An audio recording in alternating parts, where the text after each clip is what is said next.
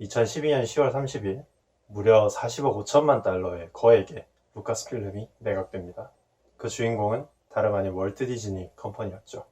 90년대 이후 공격적인 인수합병 전략을 통해 미국 문화산업을 장악해 나가던 디즈니는 2006년에 픽사, 2009년에 마블 코믹스에 이어 스타워즈 시리즈와 인디아나 존스 시리즈의 판권까지 손에 넣고 끝난 줄 알았던 스타워즈의 또 다른 영화 시리즈를 계획합니다. 우선 오리지널과 프리퀄을 정식으로 잇는 7, 8, 9편의 시퀄 시리즈, 그리고 외전 영화 3편으로 이루어진 앤솔로지 시리즈가 바로 그것입니다. 특히 시퀄 시리즈의 감독으로는 미션 임파서블 3와 스타트렉 리부트 시리즈를 통해 끊겼던 프랜차이즈를 이어나가는 능력을 검증받은 J.J. 에이브럼스가 7편을, 젊은 나이임에도 불구하고 참신하고 수준 높은 각본으로 주목받고 있던 라이언 존슨이 8편을, 그리고 쥬라기 월드로 공룡 같은 흥행을 기록한 콜린 트러보로가 9편을 각각 맡는 것으로 예정되었습니다. 또한 앤솔로지 시리즈의 첫 작품인 로그원의 감독으로는 2014년 고질라 실사영화 리부트로 호평받은 신인 감독 가렛 에드워즈가 내정되었죠. 이 모든 프로젝트를 지휘할 루카스필름의 새로운 CEO는 캐슬린 케네디라는 인물이 맡게 되었는데, 스티븐 스필버그 감독의 작품을 전담해온 제작자이자 마블 스튜디오의 케빈 파이기에 이어 역대 북미 누적 흥행 2위에 올라있는 프로듀서입니다. 그야말로 디즈니의 막대한 영향력을 등에 업고 할리우드의 최정예 제작자 군단이 출범했다 해도 과언이 아니었습니다. 그리고 디즈니 스타워즈의 첫 번째 영화, 정식 시리즈의 7편에 해당하는 깨어난 포스가 2015년에 개봉하고, 첫 영상에서 언급했듯이 이 영화는 수많은 기록을 갈아치우면서 그야말로 역사에 남을 흥행을 기록합니다. 하지만 개봉 직후에 열기가 빠진 이후 깨어난 포스는 피할 수 없는 비판에 직면하는데요. 우선 줄거리를 살펴보겠습니다. 제국이 무너진 지 30년, 최고 지도자 스노크가 이끄는 제국의 잔당인 퍼스트 오더가 다시 신공화국을 위협하고, 반란 연합의 후신인 저항군이 여기에 대항해 힘겨운 싸움을 전개하고 있었습니다. 스톰트루퍼인 피는 퍼스트 오더의 행각에 환멸을 느끼고 탈영을 감행하면서 포로로 잡힌 저항군 파일럿 포 다메론의 탈출을 도와줍니다. 그리고 핀이 저항군에 합류하러 가는 여정에 작물을 취급하는 떠돌이 레이가 합류하죠. 핀과 레이는 퍼스트 오더로부터 도망가는 과정에서 우연히 한 우주선을 탈취하는데, 하필 이게 바로 한 솔로의 밀레니엄 팔콘이었습니다. 한의 도움으로 두 사람은 저항군에 합류하고 포와도 제외하게 되죠. 그리고 퍼스트 오더의 행성 파괴 병기인 스타킬러 베이스를 파괴하기 위한 전투가 시작됩니다.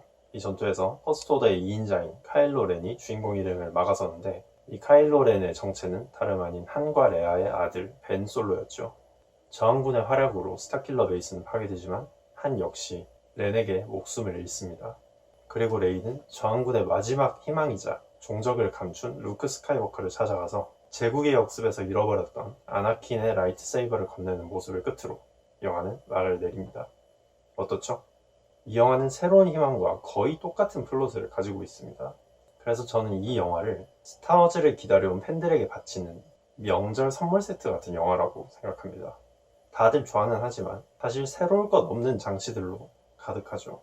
그뿐만 아니라 선택받은 자라던 아나킨이 포스의 균형을 되돌린 지 30년이 지나서 시스가 다시 득세한 배경, 아나킨의 라이트세이버의 행방, 포스를 수련한 적이 없음에도 강력한 시스인 카일로 렌과 호각으로 싸우는 레이의 정체 등등 많은 요소들이 제대로 설명되지도 않았습니다. 오리지널 시리즈와 독립된 완전히 새로운 프리퀄 시리즈를 창조해낸 루카스와는 달리 에이브럼스의 첫 시퀄은 참신하지도 않고 그렇다고 정교하지도 않았습니다. 다만 여러 복선의 설명을 후속작에게 맡겨서 관객의 호기심을 자극하고 시리즈의 연속성을 확보하는 것은 에이브럼스의 필모그래피에서 드러나는 개인적인 특징이기도 하기 때문에 결국 이것이 장점으로 남을지 단점으로 남을지는 8편의 연출을 맡은 라이언 존슨에게 달렸습니다. 라이언 존슨 감독의 강점은 다양한 장르의 클리셰들을 변주하고 뒤섞는 데 능하다는 것입니다. 대표작인 루퍼는 사이버펑크 배경의 시간여행을 접목한 범죄 스릴러물이고, 최근작인 나이브스 아웃 역시 아가사 크리스티를 연상케 하는 고전 추리소설의 플롯을 현대적 배경으로 담아내어서 호평을 받았죠. 그런데 문제는 이런 감독이 담당하기에는 스타워즈라는 프랜차이즈는 지켜야 될 배경 설정이 너무 많았다는 것입니다.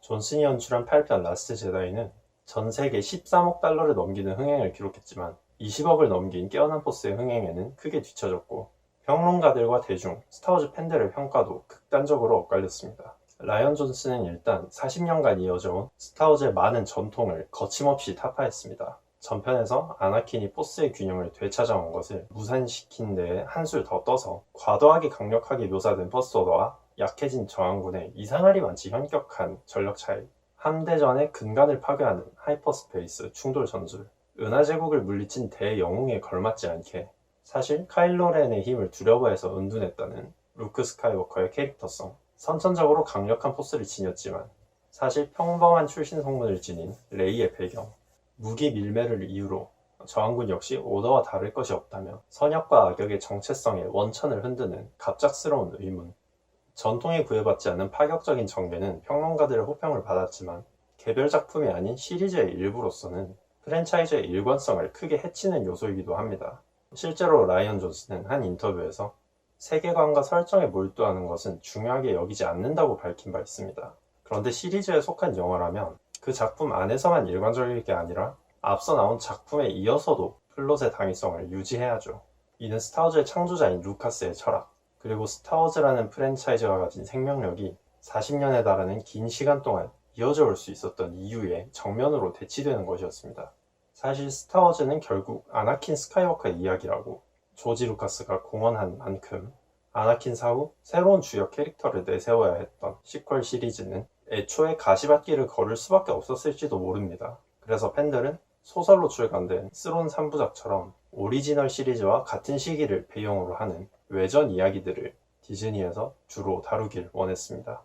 그런데 디즈니는 스타워즈 캐넌이라는 새로운 정식 세계관을 출범시키면서 그간 나온 영화 시리즈를 제외한 작품들을 스타워즈 레전드라는 이름으로 분류하고 폐기했습니다. 조지 루카스가 루카스필름을 매각할 때 차후 나올 신규 시리즈의 설정도 이전 시리즈에서 이어지도록 구상해서 제시했는데 이 기획도 역시 무산됐고요. 그런데 그렇다고 라스트 제다이라는 개별 작품 내에서 그런 요소들이 탄탄하게 뒷받침되어 매끄럽게 이어져 나갔냐면 그건 또 아니거든요. 이미 저항군을 압도하는 전력을 가진 오더가 저항군을 빠르게 섬멸하지 못하는 것은 그저 영화의 러닝타임을 채우기 위함이었습니다. 아밀린 홀도가 자신의 작전을 밝히지 않고 저항군 내에서 항명이 일어나게 만든 것도 내실은 없고 껍데기뿐인 반전을 위해서였습니다. 지난 시리즈의 펠퍼틴 같은 절대 악 포지션을 취한 스노크를 허무하게 죽였다면 그를 대체할 절대악으로 거듭나야 할 렌은 여전히 지나치게 감정적이고 무능한 지휘관에 머물러 있습니다. 무기력한 루크가 갑자기 저항군으로 돌아와 렌을 저지하고 급작스럽게 포스의 영으로 승천하는 것. 새로운 주인공 레이에게 네가 마지막 제다이라며 그게 주도권을 전달하는 과정이 너무 성급하게 이루어졌습니다.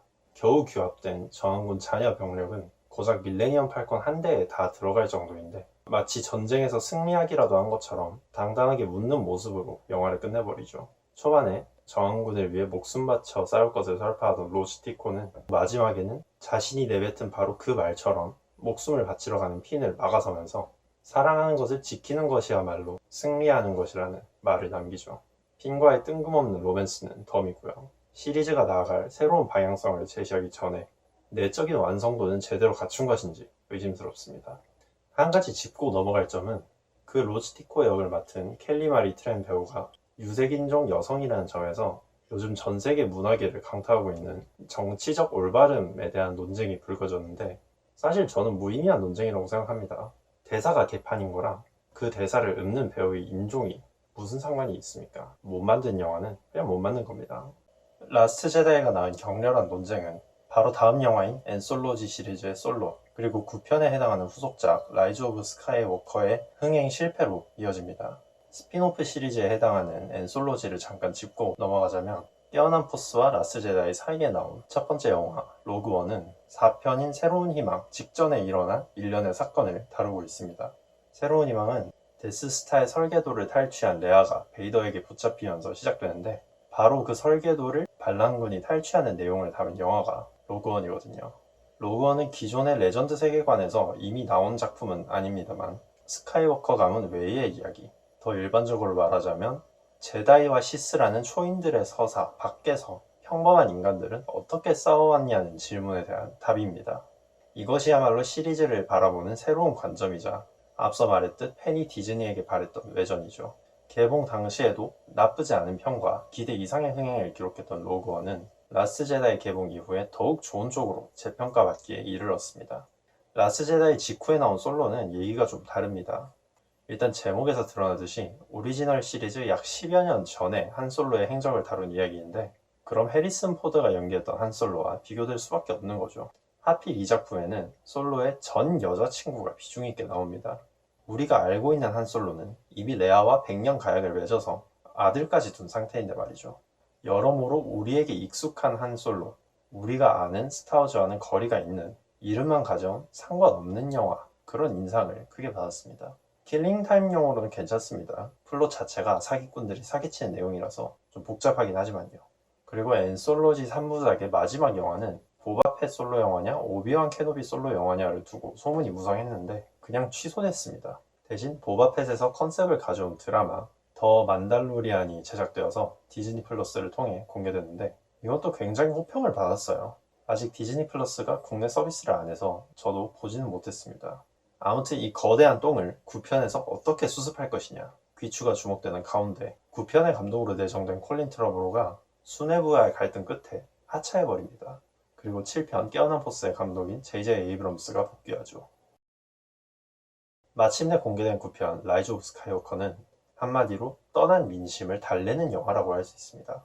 제다이의 귀환에서 죽은 줄 알았던 다스 시디어스가 되살아나서 숨겨둔 대한대를 드러내면서 카일로 렌과 손을 잡았고, 레이 일행은 그런 시디어스를 쫓습니다. 그 과정에 도움을 준 인물은 다름 아닌 한의 오랜 친구인 랜도 칼리시안이었고요. 레이를 추격한 카일로 렌은 베일에 쌓였던 레이의 정체를 폭로하죠. 바로 레이가 시디어스의 손녀라는 것을 말입니다.